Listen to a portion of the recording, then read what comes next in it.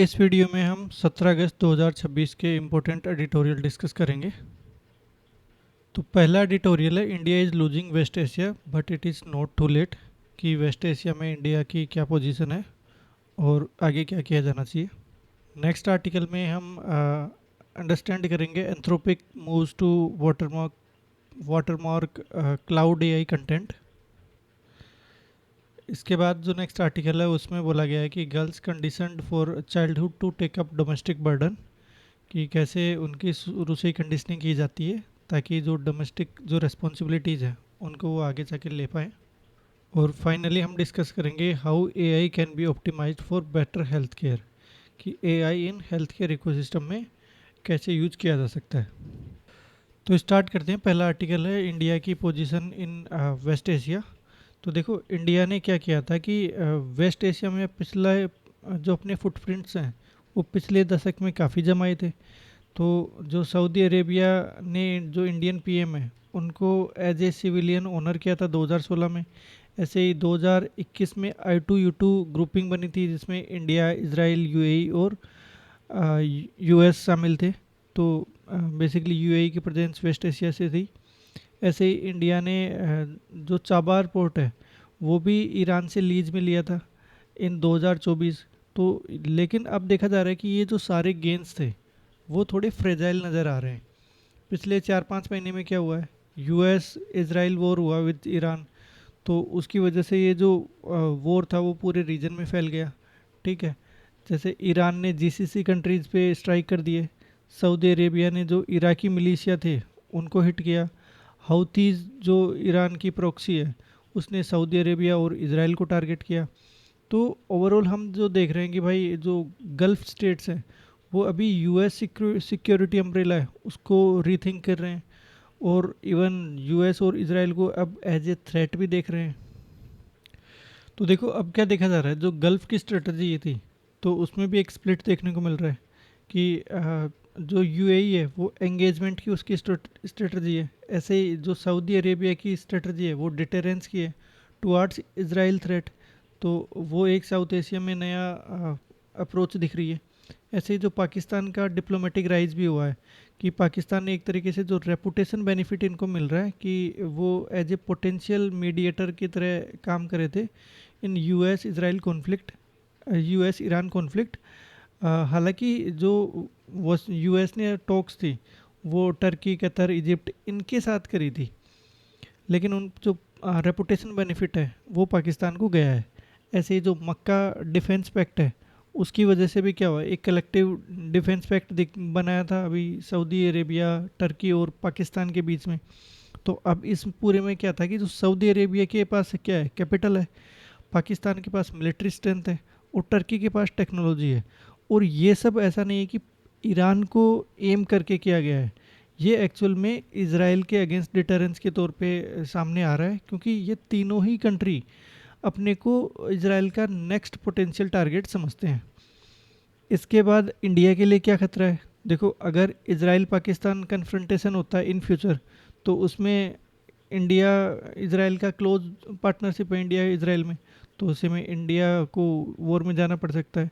ऐसे ही अगर कल को इंडिया पाकिस्तान कॉन्फ्लिक्ट होता है तो उसमें टर्की पाकिस्तान को सपोर्ट करेगा, इस चीज़ को भी रूल आउट नहीं किया जा सकता।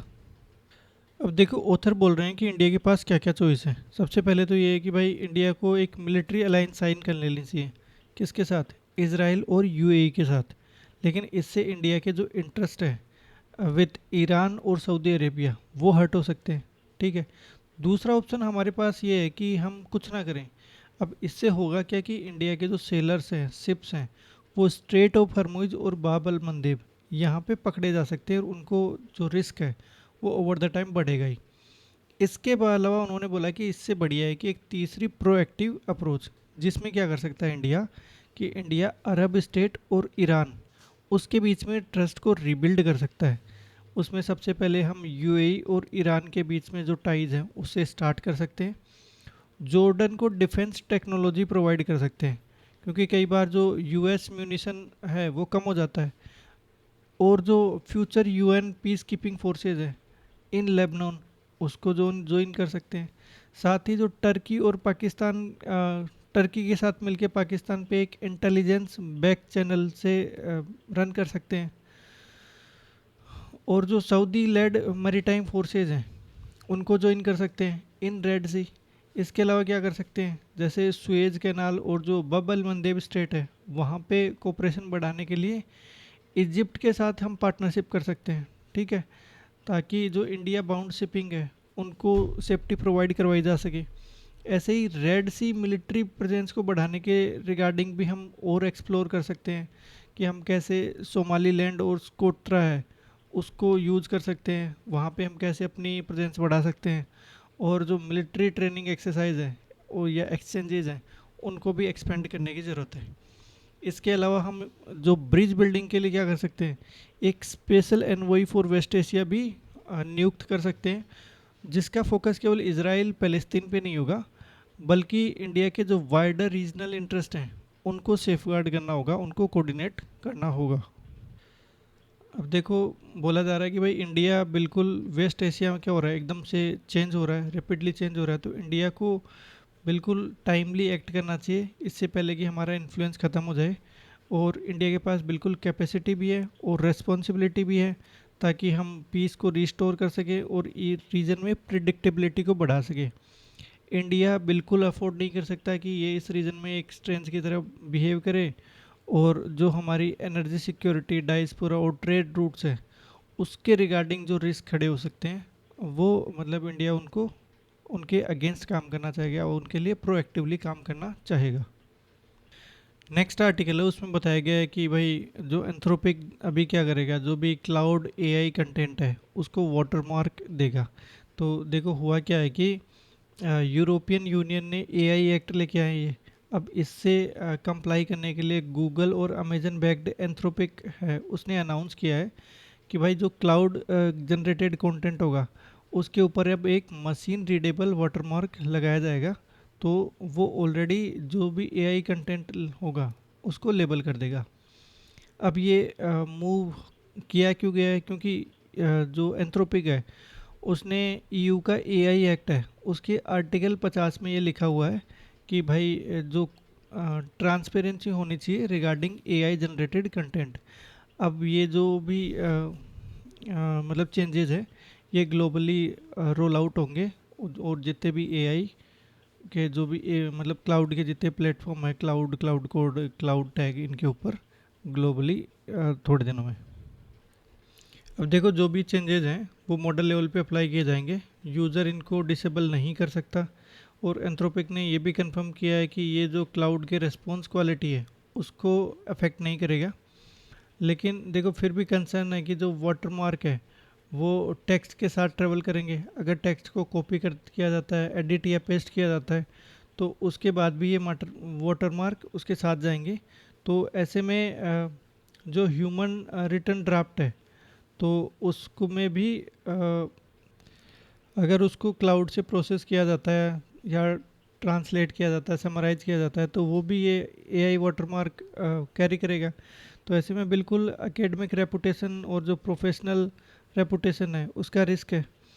अब जो डिटेक्शन की रीडेबिलिटी है वो भी एक कंसर्न है कि भाई जो बिल्कुल ये कंफर्म नहीं करता कि जो मार्क है कि ये पूरा जो कंटेंट है वो एआई मेड है या अगर किसी कंटेंट पे अब्सेंस है तो 100% वो ह्यूमन मेड है।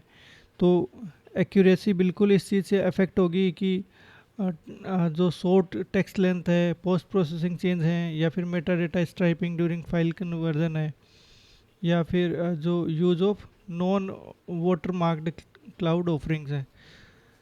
इसके अलावा बिल्कुल जो एंथ्रोपोपिक है वो थर्ड पार्टी डिटेक्शन के लिए क्या कर रहा है, जो बाकी एक्सटर्नल पार्टीज़ है उनके साथ भी काम कर रहा है। लेकिन अभी तक इसके रिगार्डिंग जो फुल टेक्निकल डिटेल हैं वो डिस्क्लोज नहीं हुई है। तो देखो हम बोल सकते हैं कि जो एंथ्रोपिक का वाटर मार्किंग इनिशिएटिव है वो एक वेलकम स्टेप है टुवर्ड्स एआई कंटेंट ट्रांसपेरेंसी। लेकिन क्या ये कोई रियल वर्ल्ड क्लैरिटी लेके आएगा कि नहीं लेके आएगा, क्योंकि बहुत बार जो इमेज और वीडियोज़ हैं उनमें ये देखा जाता है कि मतलब कितना इसका इम्पैक्ट आएगा वो अनसर्टेन है, क्योंकि वहाँ पर एआई से जनरेट किए जाते हैं ये। तो ऐसे में जो एआई के या फिर जो क्लाउड के यूज़र्स हैं उनको अपने वर्क फ्लो और को रीथिंक करना पड़ेगा। और कई बार ऐसा भी हो सकता है कि क्या ह्यूमन एडिटेड जो कंटेंट है उसको भी एआई जनरेटेड की तरह ट्रीट किया जाएगा कि नहीं किया जाएगा, तो उसके रिगार्डिंग भी अभी डिबेट ऑन है। नेक्स्ट आर्टिकल है, उसमें देखेंगे कि जो डोमेस्टिक वर्क है उसमें गर्ल्स को कैसे चाइल्डहुड से कंडीशन किया जाता है। तो रिसेंटली एक रिपोर्ट आई है टाइम यूज सर्वे और जो मॉस्पी डेटा है, उससे ये पता चला है कि जो अनपेड हाउस होल्ड वर्क है या केयर गिविंग वर्क है उसके लिए जो शार्प प्राइज है गर्ल्स में वो एज 10 पे देखा जाता है। और लगभग एज 30 पे ये 7.5 घंटे के आसपास पीक कर जाता है। तो ये दिखा रहा है कि मतलब काफ़ी गर्ल का हाउस होल्ड वर्क में इन्वॉल्वमेंट रहता है। जबकि बॉयज़ का जो हाउस वर्क में टाइम है वो कभी भी किसी भी एज पे 65 मिनट से ज़्यादा मतलब क्रॉस नहीं करता, बिटवीन एज 6 to 75। तो वो कंपैरेटिवली जो उनका कम इन्वॉल्वमेंट है इन हाउस वर्क उसको रिफ्लेक्ट करता है। अब देखो, अगर हम कुछ डेटा की बात करें तो गर्ल टू बॉयज़ रेशियो है इन अनपेड वर्क, तो वो 6 से 9 साल में 1.6 के आसपास रेशियो रहता है। और जो बढ़ के 10 से 14 में 4.5 हो जाता है, और उस 15 से 17 में तो ये 7.5 के आसपास पहुंच जाता है। वो दिखा रहा है कि गर्ल्स बाय द एज, जैसे जैसे उनकी एज बढ़ती है उनका इन्वॉल्वमेंट कंपेयर टू बॉयज़ ज़्यादा बढ़ता जाता है। ऐसे ही जो लीजर के मतलब जो लीजर टाइम है वो भी देखा जा रहा है कि कम होता जाता है with the age for girls.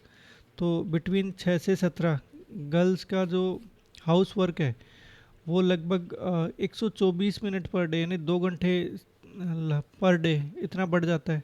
जबकि उनका जो लीजर टाइम है वो लगभग 115 मिनट पर डे, यानी लगभग 2 घंटे कम हो जाता है।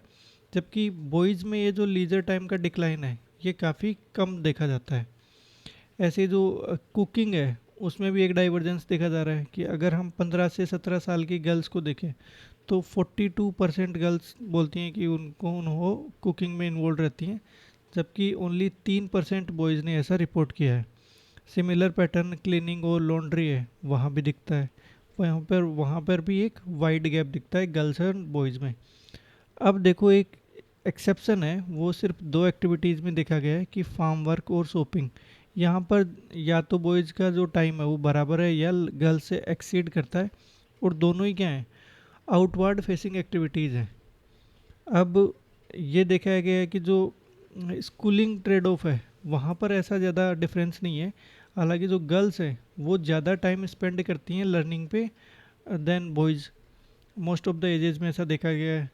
अब ये जो टाइम है जो ज़्यादा स्टडी पे मतलब डिवोट किया जा रहा है वो लीजर टाइम की कॉस्ट पे आ रहा है, कि जहाँ बच्चे बाहर जा रहे हैं, कुछ काम कर रहे हैं, तो उसकी बजाय लड़कियाँ पढ़ाई कर रही हैं। अब ये लीजर टाइम में लड़के क्या कर रहे हैं, कॉन्फिडेंस उनमें बिल्ड हो रहा है, सोशल नेटवर्किंग बिल्ड होती है, एजेंसी बिल्ड होती है, जो आगे जाके करियर की जो ट्रजेक्टरीज है उसमें हेल्प करता है। अगर हम वर्कफोर्स एग्जिट की बात करें तो वहाँ भी पीएलएफएस का डेटा दिखाता है कि जो चाइल्ड केयर और डोमेस्टिक रेस्पॉन्सिबिलिटीज़ की वजह से बहुत सारी जो वुमन है वो लेबर फोर्स से अपने आप को दूर रखती हैं। ऐसा अर्बन जो वुमन है 52 वुमन ने रिपोर्ट किया, और 40% जो रूरल वुमन है उन्होंने रिपोर्ट किया। जबकि जो डोमेस्टिक रेस्पॉन्सिबिलिटीज़ के रिगार्डिंग लेबर फोर्स से दूर रहना, ये सिर्फ 1% से भी कम लोगों ने रिपोर्ट किया है। तो हमें क्या करना चाहिए? देखो, अब हमें जो करना चाहिए उसमें सबसे इम्पोर्टेंट है कि ज़्यादातर इंडिया में जो इंटरवेंशन है वो इस बात पे है कि वुमेन का जो अनपेड वर्क है वो अडल्टहुड में कैसा होगा, जैसे चाइल्ड केयर, कम्युनिटी किचन्स में, या फिर फ्लेक्सिबिलिटी वर्क या सोशल प्रोटेक्शन के रिगार्डिंग। तो ये अडल्टहुड के जो इंटरवेंशन है वो तो चल रहे हैं, लेकिन जो टाइम यूथ सर्वे है उन्होंने सजेस्ट किया है कि हमें जो पॉलिसी इंटरवेंशन है उसको और जल्दी स्टार्ट करना होगा। हमें जो unequal assignment of domestic work है बिटवीन बॉयज़ एंड गर्ल्स, तो उसको अर्ली चाइल्डहुड से ही इंटरवेंशन के रिगार्डिंग पॉलिसी लेके आनी होगी, उसको एड्रेस करना होगा। अब ऐसे में ये कहीं से भी इसका मतलब ये नहीं है कि हमें जो डोमेस्टिक वर्क है उसको बच्चों की लाइफ से या गर्ल्स की लाइफ से हटाई हटाई देना है। बल्कि हमारा जो अटेंशन होना चाहिए वो जेंडर असाइनमेंट को लेके होना चाहिए कि हर चाइल्ड को इक्वल अपॉर्चुनिटी मिलनी चाहिए, वो रिगार्डिंग लर्निंग हो, कुकिंग हो, क्लीनिंग हो, या होम मैनेजमेंट हो, या फाइनेंशियल मैनेजमेंट हो। तो ऐसे में इंडिया क्या कर रहा है, हेविली स्कूल की में मतलब गर्ल्स एजुकेशन पे, गर्ल्स इन स्कूल, उसके ऊपर तो काफ़ी इन्वेस्ट कर रहा है। तो एट द सेम टाइम हमें गर्ल्स आउटसाइड स्कूल उस पे भी इन्वेस्ट करने की ज़रूरत है। तो ऑथर बोल रहे हैं कि अगर हम अर्ली एज पे इंटरवेंशन नहीं करेंगे तो ये इनविजिबल अनपेड वर्क गैप है, इसको एड्रेस नहीं किया गया तो वुमन ऐसे ही लेबर फोर्स जो उनकी चॉइस है उसको नैरो करती रहेंगी, इससे पहले कि वो मतलब अर्ली चाइल्डहुड में ही कहीं ना कहीं उनका पाथ डिसाइड होता रहेगा। नेक्स्ट आर्टिकल में हम एआई इन हेल्थ केयर को देखेंगे। तो आर्टिफिशियल इंटेलिजेंस है वो बिल्कुल जो मेडिकल नॉलेज है उसको पॉइंट ऑफ केयर और जो डिस्ट्रीब्यूशन ऑफ ट्रेंड क्लिनिशियन है इनके रिगार्डिंग जो नॉलेज है उसको बेटर अवेलेबल करवाता है। अब देखो इंडिया के पास क्या क्या कमियां हैं कि इंडिया के पास एक तो कैपेसिटी कंस्ट्रेंट है कि भाई जो स्पेशलिस्ट केयर है वो लार्ज सिटीज़ में ही है। इसके अलावा जो मतलब जो बाकी कैपेसिटीज़ हैं वो भी कुछ स्पेसिफिक जगहों पे हैं। तो ऐसे में एआई क्या कर सकता है, जो एग्जिस्टिंग कैपेसिटी है उसको बेस्ट वे में यूटिलाइज करने में हेल्प कर सकता है। जैसे मान लो कि जो मतलब प्रायोरिटाइज कर सकता है कि कौन से स्कैन हमें पहले करने चाहिए। इसके अलावा जो बड़ी सिटीज़ में फिजिशियंस हैं वो स्मॉलर सिटीज़ में जो फिजिशियंस हैं, डॉक्टर्स हैं, उनको हेल्प कर सकते हैं कॉम्प्लेक्स केस सॉल्व करने में।